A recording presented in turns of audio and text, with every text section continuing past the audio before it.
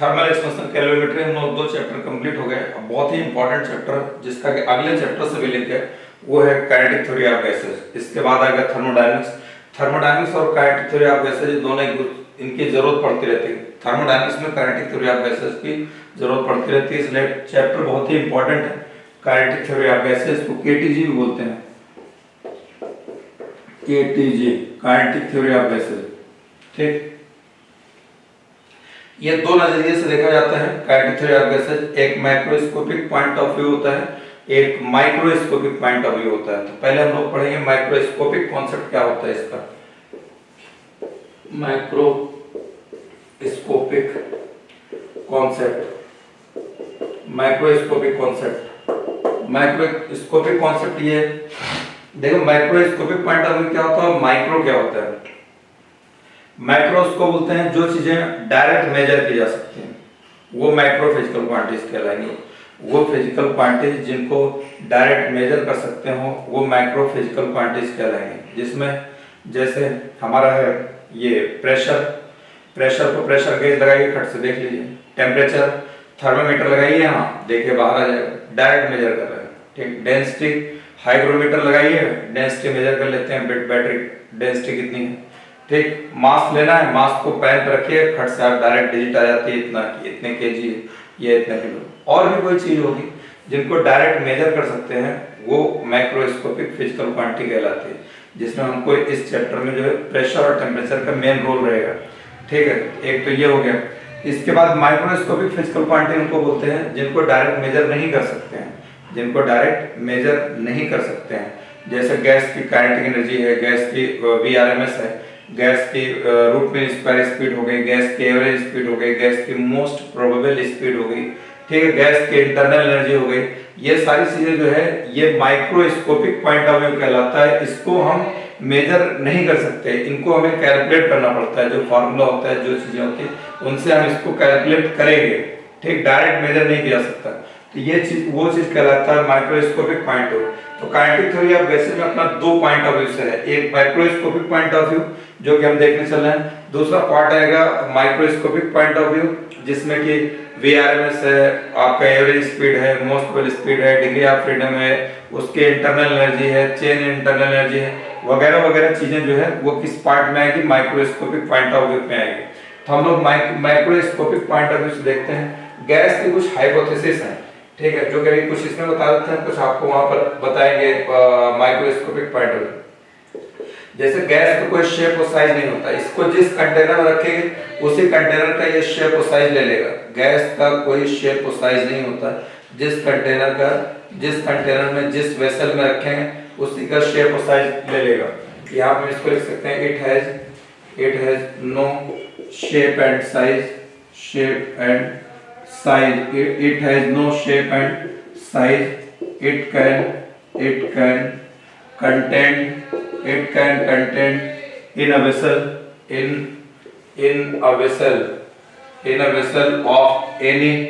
vessel of any shape and size, any shape and size। ये number 1। Number 2 क्या है, number 1 ये हो गया। नंबर 2 क्या है, गैस जो होती है ये एक्सपेंड होती है, ये कहीं एक जगह रुकी नहीं रहेगी। जितना भी खाली जगह होगी आप एक छोटी सी सीसी के अंदर रख दिए, उसके अंदर आ जाएगी। एक बड़े से सिलेंडर के अंदर रख दिए, उतना ही अमाउंट उसके अंदर जाएगा। एक पूरे रूम के बराबर उसमें रख दिए, वही गैस पूरे में फैल जाएगी। तो ये हो जाएगा second point. It expends indefinitely and uniformly to fill available space,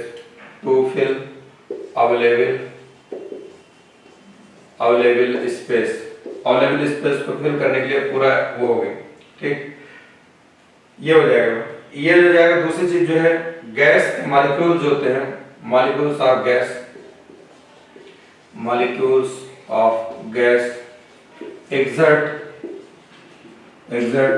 pressure ये on surrounding, जहां भी सराउंडिंग में जो भी उनकी दीवार होगी, वॉल होगा, वहां पर ऑन सराउंडिंग। नंबर 4 ये हो जाएगा some gases, some gases like hydrogen, helium like hydrogen, ये हो जाएगा, और हो जाएगा हीलियम एंड ऑक्सीजन एक्सेट्रा। ठीक है, can not be liquefy easily, इनको can not be liquefy easily. such type of gases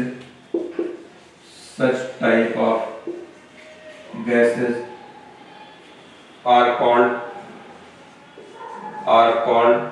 permanent gases, ये permanent gases कहलाते हैं। ठीक, नंबर 5 पॉइंट हो जाएगा। फिफ्थ पॉइंट ये मॉलिक्यूल्स गैस के ये पॉइंट मासेज होते हैं और ये अट्रैक्ट नहीं करते। ऐसे गैसेस को परफेक्ट गैस बोलते हैं या आइडियल गैस बोलते हैं। ठीक है, molecules of gas, molecules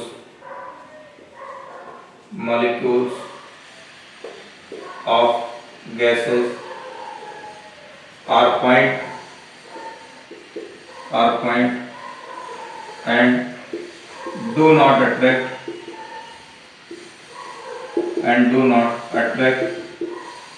to each other,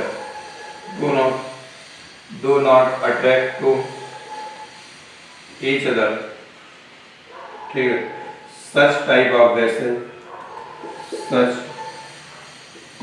gases are called perfect or ideal gas,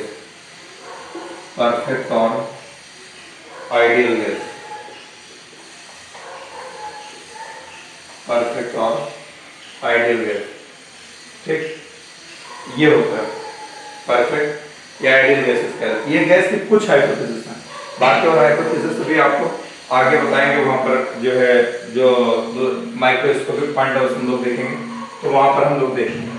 ठीक, अब हम लोग देखते हैं, देखिए अब इसमें कुछ लॉज जो है, वो लॉज जो है, जैसे अब इसमें सबसे पहला लॉ आएगा, इनकी बुनियाद पर सारे गैसेस पे सब कुछ लोगों ने, कुछ साइंटिस्टों से अलग अलग अपनी लॉज कैलकुलेट करके दिए हैं, जिसमें सबसे पहले आएगा बॉयल्स लॉ। और ये लॉज को समझना बहुत जरूरी है, रटा हो सकता है आपको कभी भी याद हो, लेकिन बच्चे समझे नहीं रहते, तो इस पे जो क्वेश्चंस आते हैं, प्रॉब्लम आती है, बच्चों उस पर बनते नहीं है।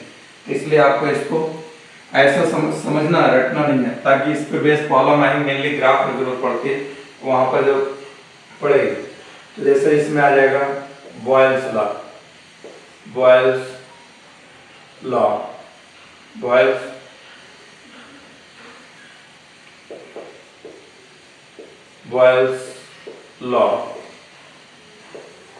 ठीक है, बॉयल्स लॉ क्या है? बॉयल्स लॉ ये कहना है, बॉयल्स लॉ में यह आ जाएगा कि बॉयल्स लॉ टेम्परेचर को, कोई भी गैस हो, गिवन मास ऑफ गैस, कुछ गैस का अमाउंट दिया हो, अमाउंट चेंज ना हो, यानी मास चेंज ना हो, मास को कांस्टेंट रखते हुए और टेम्परेचर को कांस्टेंट रखते हुए, मास, गैस का मास कांस्टेंट रखिए, टेम्परेचर कांस्टेंट रखिए।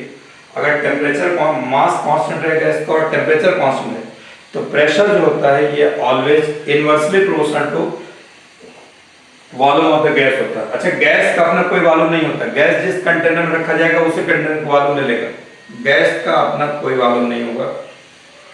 उसको सिलेंडर में रखेंगे, सिलेंडर का वॉल्यूम हो जाएगा, रेक्टेंगुलर कंटेनर में रखेंगे, रेक्टेंगल जैसे उसका रेक्टेंगल का वॉल्यूम उसका वॉल्यूम होगा। अगर आप जो है स्फीयर के अंदर रखेंगे, जो स्फीयर का वॉल्यूम होता है वही वॉल्यूम गैस का हो जाएगा, जो स्फीयरिकल कंटेनर होगा, वेसल होगा। तो अगर मास गैस का कांस्टेंट रहे और टेम्परेचर को कांस्टेंट रखें, तो प्रेशर जो होता है वॉल्यूम ऑफ गैस के इनवर्सली प्रोपोर्शनल होता है। ये बॉयल्स लॉ है।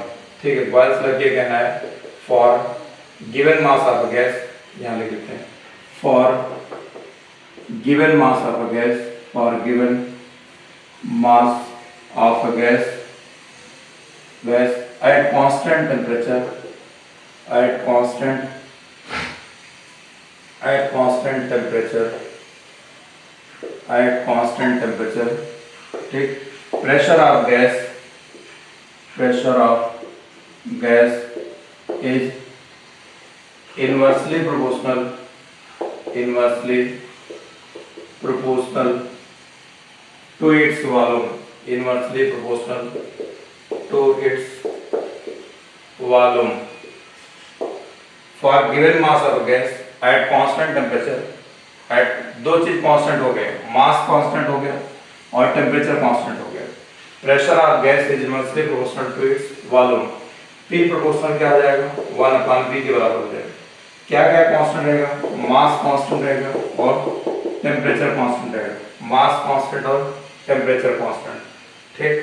प्रेशर और ये pressure is the inversely proportional to its volume. अब यहाँ पर देखिए, अगर हम इसका ग्राफ बनाते हैं, ग्राफ ये इनवर्सली प्रोपोर्शनल है, इसका ये चाहे के लिए ये एक टर्म है, इसको ऐसे लिख सकते हैं। इसको अगर आपको जरूरत पड़े तो ऐसे भी V प्रोपोर्शनल 1/P लिख सकते हैं।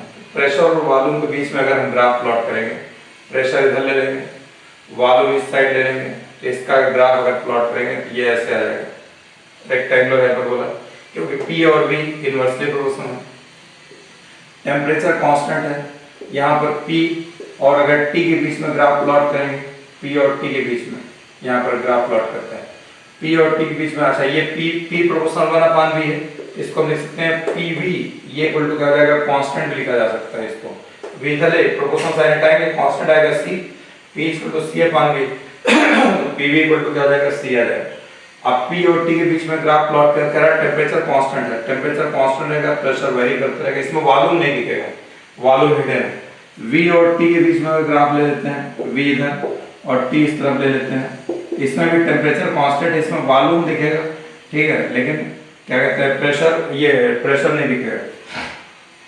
P और 1/V के बीच में अगर हम ग्राफ ले लें, P इधर ले लें और 1/V इस तरफ ले लें, ये P एक टर्म हो गया, 1/E, ये Y हो गया, ये पूरा X हो गया। अगर इसको एक टर्म ले लें, यहाँ देखिए हमने V लिया है, यहाँ पर V लिया है, यहाँ पर 1/V ले रहे हैं, यहाँ पर खाली V ले रखा है, यहाँ पर 1/V ले रहे हैं। अगर 1/V ले रहे हैं तो ये डायरेक्टली प्रोपोर्शनल हो गया, सिर्फ P और V ले रहे हैं तो ये इनवर्सली प्रोपोर्शनल पढ़ा जाएगा, इसलिए मैंने इसको ये कर दिया डायरेक्टली। डायरेक्टली प्रोपोर्शनल में स्ट्रेट लाइन आती है, ये ऐसा आ जाएगा। यहाँ पर कोई भी ग्राफ होगा ओरिजिन से चलेगा, ओरिजिन से चलेगा, लेकिन ओरिजिन वाली लाइन पर रहेगा। ओरिजिन से heat kinetic theory of gases में कोई भी ग्राफ ओरिजिन से स्टार्ट नहीं होगा, कोई भी ग्राफ ओरिजिन से स्टार्ट नहीं होगा, ओरिजिन वाली लाइन पे आ जाएगा लेकिन ओरिजिन से स्टार्ट नहीं होगा। रीजन ये, तो ये वॉल्यूम है, ये प्रेशर है, किसी भी गैस का प्रेशर या वॉल्यूम या टेम्परेचर जीरो नहीं हो सकता कि तीनों जीरो हो जाए, तो इसलिए कोई भी ग्राफ ओरिजिन से नहीं स्टार्ट होगा, ये ध्यान रखें, ठीक। अगर हम इसको PV के बीच में देखें, PV इक्वल टू कांस्टेंट आ गया, इधर अगर हम PV ले लें और प्रेशर इधर PV, ये कांस्टेंट है, P और V का मल्टीप्लाई कांस्टेंट है। अब प्रेशर या वॉल्यूम तो बदलता रहेगा, इधर चाहे इस लाइन पे प्रेशर ले लें, चाहे वॉल्यूम ले लें, यहाँ पे इस वाले लाइन पे, तो PV कांस्टेंट है, ये ग्राफ ऐसा आ जाएगा। ये इनके मैंने आपको बॉयल्स लॉ के ग्राफ बता दिया, और इसके बाद इसमें आएगा चार्ल्स लॉ आएगा। चार्ल्स लॉ क्या आएगा, चार्ल्स लॉ देखते हैं।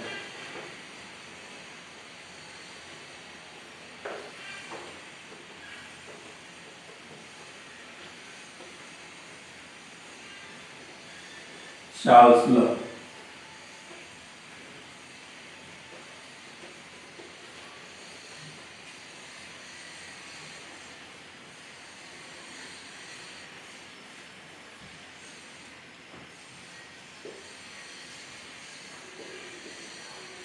देखिए चार्ल्स लॉ ये कहना है, इसमें दो चीजें कांस्टेंट रहेगी।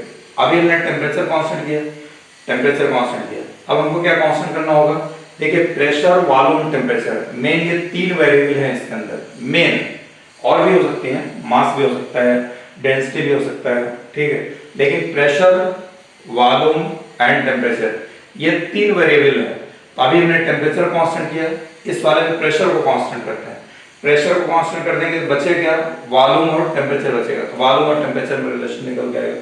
तो यहाँ पर चार्ल्स लॉ ये है, चार्ल्स लॉ ये है। चार्ल्स लॉ ये कहना है, for given mass of gas, for given mass of gas for given mass of a gas at constant pressure, at constant pressure, at constant for given mass of a gas at constant pressure, volume of the gas is directly proportional to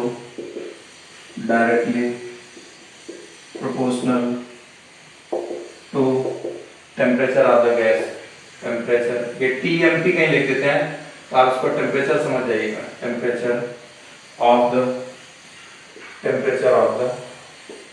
gas, ठीक। For a given mass of a gas, for a given mass of a gas at constant pressure. क्या constant है? Pressure constant है। और क्या constant है? Mass constant है।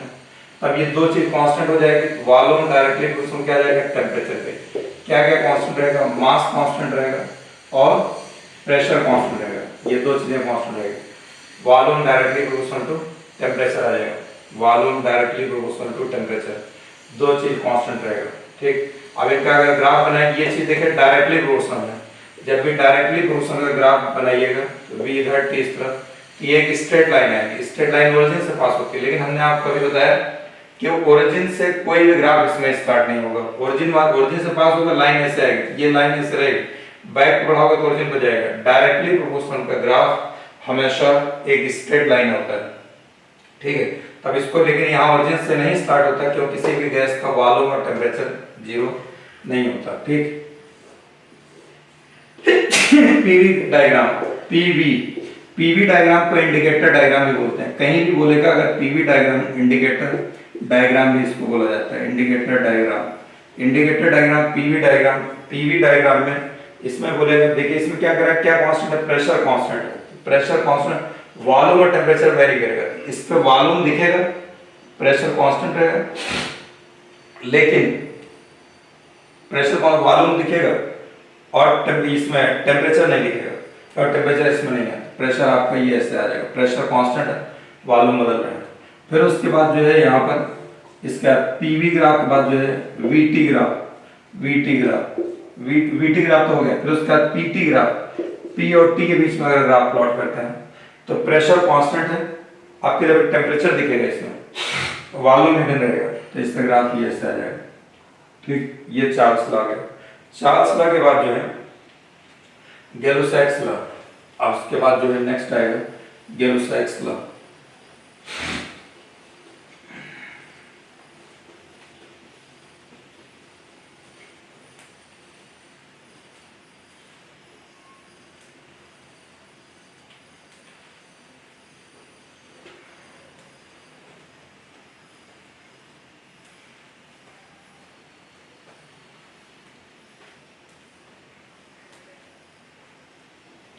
देखिए अब गैलो-सैक्स लॉ,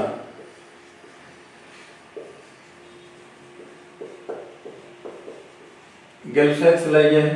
गैलो-सैक्स लॉ ये है कि इसमें आप देखिए अपना प्रेशर कांस्टेंट हो गया, टेम्परेचर कांस्टेंट हो गया, क्या बचा?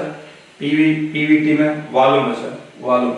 अब वॉल्यूम में क्या है इसमें देखिए, for given mass of a gas, for given mass of a gas, for given mass of a gas at constant volume,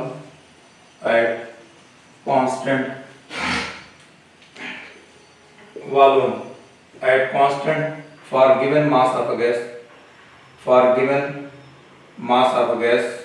at constant volume constant है। pressure is directly proportional to temperature, pressure is directly proportional to temperature of gas,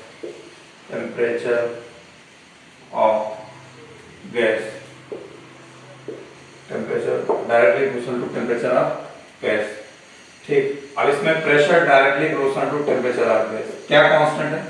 अपने को constant क्या रखना है? Mass constant रखना है, और mass constant रखना है, मास, और क्या कांस्टेंट रखना है? वॉल्यूम कांस्टेंट रखना है। मास कांस्टेंट हो गया for given mass of gas, constant volume at constant volume constant है, दो चीजें कांस्टेंट है, ठीक है। Pressure directly proportional to temperature, ये डायरेक्टली प्रोपोर्शनल है। इसका ग्राफ प्लॉट करें, टी इधर, पी इस तरफ, स्ट्रेट लाइन आएगी डायरेक्टली ओरिजिन वाली लाइन को, लेकिन ओरिजिन नहीं चलाएंगे ऐसे, यहाँ से बैक बढ़ाएंगे तो ओरिजिन पे जाएगा।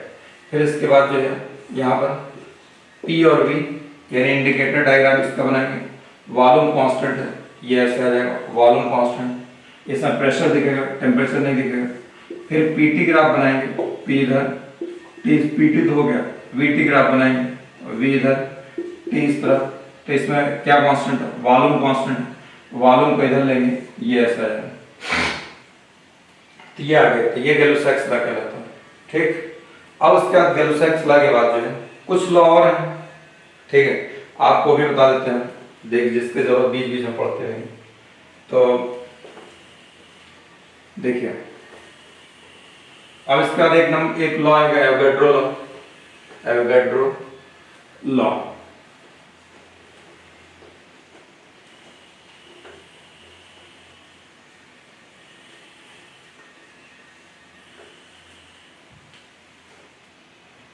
एवोगैड्रो लॉ क्या है, ये देखिए, Avogadro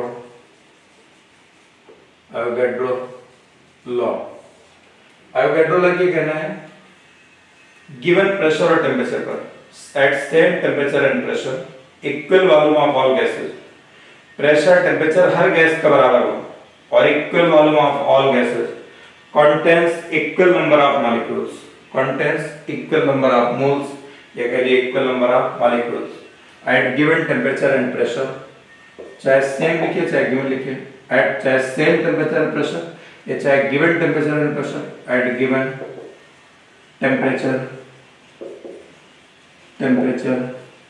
and pressure, at given temperature and pressure equal volume of all gases, equal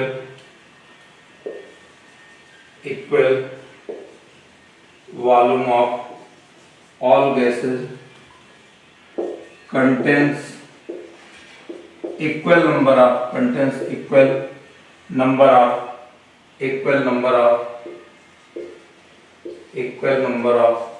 molecules at given temperature and pressure, equal volume of all gases contains equal number of molecules। जैसे देखिए एक ये volume बराबर होने का मतलब किसी भी गैस का वॉल्यूम बराबर है, इसका मतलब कंटेनर का वॉल्यूम बराबर है, कंटेनर का वॉल्यूम ही गैस का वॉल्यूम होता है, कंटेनर का वॉल्यूम ही गैस का वॉल्यूम होता है। यहाँ पर एक ये दूसरा डिब्बा, ये सब बराबर ही वॉल्यूम के हैं यहाँ पर, ठीक।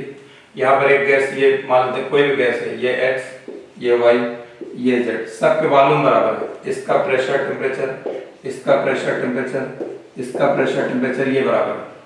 तो equal volume of all gases, ये equal volume of all gases contains equal number of molecules, ये सबके बराबर होंगे, X Y Z के सबके नंबर बराबर हो जाएंगे। ये कहना है Avogadro law, same pressure same temperature या गिवन टेम्परेचर गिवन प्रेशर, सबका प्रेशर टेम्परेचर बराबर है, given equal volume of all gases, यहाँ गैस X है, इसमें गैस Y है, इसमें गैस Z है, तो इसमें हर एक डिफरेंट गैसेज है, प्रेशर टेम्परेचर सबका बराबर है, वॉल्यूम बराबर है, तो equal volume of all gases, तो सबका नंबर ऑफ मॉलिक्यूल्स बराबर होंगे, ये नंबर ऑफ मोल्स बराबर होंगे, ठीक। ये इनका कहना है एवोगैड्रो लॉ। एवोगैड्रो लॉ के बाद हम लोग नेक्स्ट देखते हैं, हम लोग आ जाते हैं इस पर, क्या कहते हैं next, Dalton partial pressure law. Dalton के पास से सवाल नहीं आता है, केमिस्ट्री में चला जाता है, ये भी केमिस्ट्री में ज़्यादा पूछा जाता है, लेकिन इसकी जरूरत पड़ जाती है बीच बीच में, लेकिन हम लोग जो है इस पर देख लेते हैं डाल्टन का पार्शियल प्रेशर लॉ, ये भी देख लेते हैं क्या है, Dalton partial pressure law, Dalton partial pressure law. इनका ये कहना है कि डिफरेंट गैसेज हो, डिफरेंट कंटेनर में रखी गई, ठीक, इनको सबको मिला दिए, लेकिन वो मिले ना, रिएक्ट ना करे, नॉन रिएक्टिंग गैसेज हो, नॉन रिएक्टिंग गैसेज हों। एक डिब्बे में जैसे यहाँ पर एक गैस ये गैस, कुछ भी इसमें वॉल्यूम कम ज़्यादा भी हो सकता है, आपको कोई इससे मतलब नहीं है कि आप वॉल्यूम कुछ भी लीजिए। इसमें एक गैस है, इसका प्रेशर P1 है, इसका प्रेशर P2 है, इसका प्रेशर P3 है, ये X है, ये Y है, ये Z। इनको सबको हम क्या काम करते हैं, एक डिब्बे के अंदर बंद कर देते हैं सारे गैसेज को। X यहाँ पर X Y Z तीनों मिला दिए, तो यहाँ पे जो नेट प्रेशर आएगा वो जो इनका इंडिविजुअल प्रेशर है इनके सम के बराबर हो जाएगा, इनका इंडिविजुअल प्रेशर के सम के बराबर हो जाएगा, इंडिविजुअल प्रेशर के सम के इक्वल हो जाएगा। ठीक, P1 P2 एंड P3। इसमें ये इनका ये कहना है कि व्हेन, इसमें कंडीशन ये है गैसेस क्या होनी चाहिए, नॉन रिएक्टिंग गैसेस होनी चाहिए। When non reacting gases, when non reacting gases, when non-reacting gases, ठीक है, are mixed in a vessel to each other, then pressure of the gas is equal to sum of individual pressures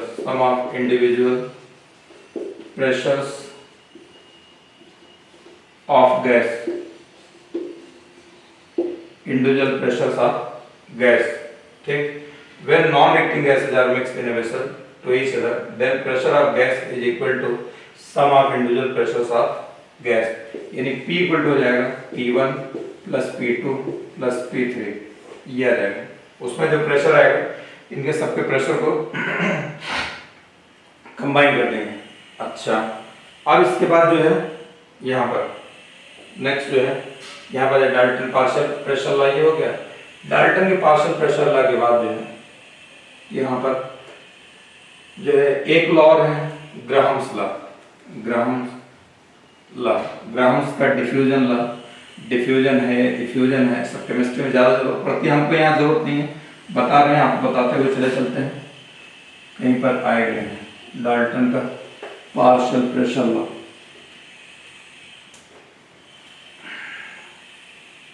देखिए। अब इसके बाद Graham's law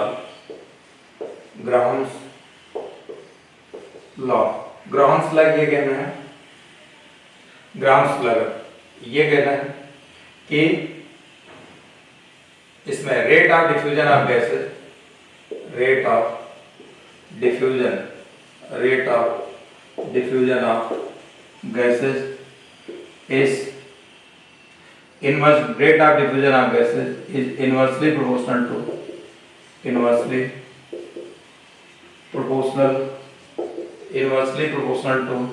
rate of diffusion of gases is inversely proportional to square root of its molecular weight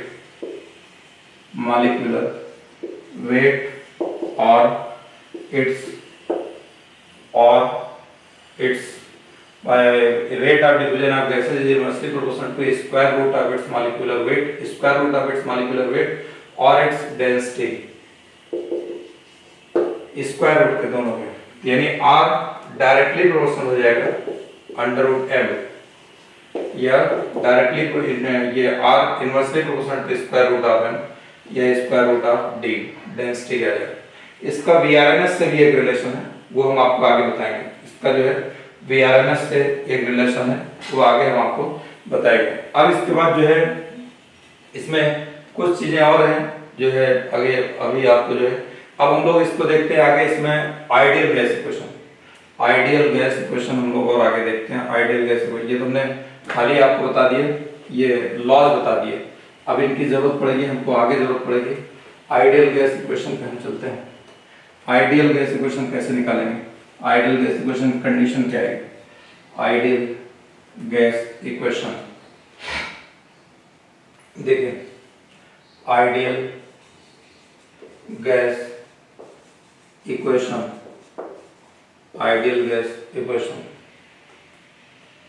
ठीक, ideal gas equation, ideal gas equation जो है इसमें क्या है, इसमें मान लेते नंबर ऑफ पार्टिकल्स n है, गैस के नंबर ऑफ पार्टिकल्स n है, गैस का प्रेशर P है, वॉल्यूम V है, एंड इसका टेम्परेचर कितना मान लेते हैं, एंड इसकी डेंसिटी रो मान लीजिए एंड टेम्परेचर T मान लीजिए। डेंसिटी टर्म में कभी कभी चेंज कर लेते हैं। ठीक, अब देखिए अगर volume directly proportional to n आ जाएगा, volume directly proportional to n, mass of the gas पे डायरेक्टली प्रोपोर्शनल हो जाएगा n, बशर्ते कि इसमें आपका P एंड T कांस्टेंट होगा, P एंड T ये क्या रहेगा, कांस्टेंट रहेगा।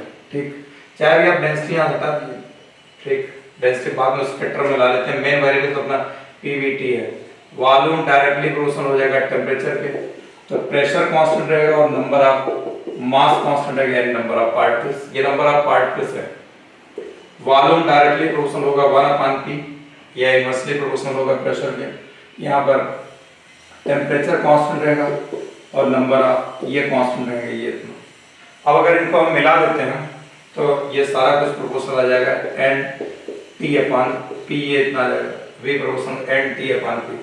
अब अगर इनको यहाँ पर प्रोपोर्शनल साइन हटाएंगे तो एक कांस्टेंट आ जाएगा, इसको चाहे इधर V इक्वल टू हो जाएगा, V इक्वल टू K/N/T/P हो जाएगा, जो कि हो जाएगा PV इक्वल टू हो जाएगा N/KT के बराबर आ जाएगा। यहाँ K क्या कहलाता है, K कहलाएगा बोल्ट्जमैन कांस्टेंट कहलाएगा, बोल्ट्जमैन कांस्टेंट, ये K कहलाएगा बोल्ट्जमैन कांस्टेंट, जिसकी वैल्यू आपको दिया रहेगा 1.38 × 10⁻23। ठीक है, जितना भी रहेगा ये क्यों रहेगा, ये बोल्ट्जमैन कांस्टेंट कहलाएगा, PV = NKT। देखिए हम लोग एक चीज जानते हैं, नंबर ऑफ मोल्स, ये जो है म्यू क्या है, म्यू है number of moles, mu number of moles, ये आप लोगों ने केमिस्ट्री में बहुत पढ़ रखा होगा।